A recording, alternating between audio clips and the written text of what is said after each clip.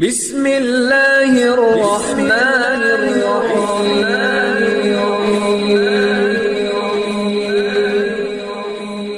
بسم اللہ الرحمن الرحیم۔ السلام علیکم۔ وظیفے کی اجازت کے لیے کمنٹس میں اپنا نام لکھ دیں، اور اگر آپ ہمارے چینل پر نیو ہیں تو ہمارے چینل کو ضرور سبسکرائب کر دیجیے گا۔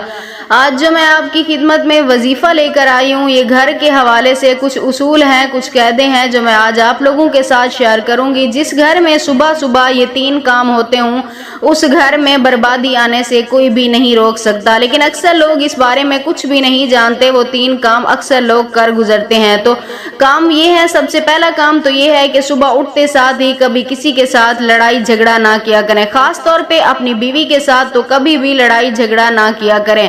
اور دوسرا یہ ہے کہ آپ نے سب سے پہلے شیشہ نہیں دیکھنا۔ سب سے پہلے آپ نے وضو کرنی ہے، نماز پڑھنی ہے، اس کے بعد آپ چاہیں تو دیکھ سکتے ہیں، لیکن اٹھتے ساتھ ہی اکثر لوگ شیشہ دیکھنے پڑ جاتے ہیں، وہ آپ نے نہیں دیکھنا۔ اسے بھی نحوست بے برکتی کی علامت سمجھا جاتا ہے۔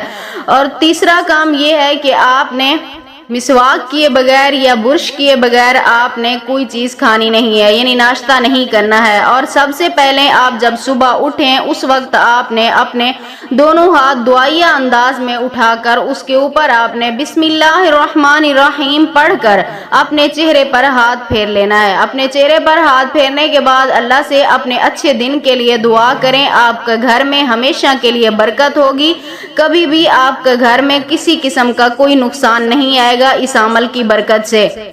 اور پھر آپ نے نماز پڑھنی ہے۔ سب سے پہلے نماز پڑھنے کے بعد آپ نے سورۃ یاسین کی ضرور تلاوت کرنی ہے، یعنی پورے دن کے لیے آپ ایک بار تلاوت لازمی کریں۔ صبح ہی صبح کر لیں تو زیادہ بہتر ہے، اگر دن میں بھی آپ کو کسی بھی وقت ملے تو آپ تب بھی کر سکتے ہیں۔ اور اپنے مقصد کے لیے دعا کر کے اپنے گھر سے نکلا کریں، انشاءاللہ تعالی آپ کے گھر میں کسی قسم کی کوئی بھی بربادی، کوئی بھی مصیبت نہیں آئے گی۔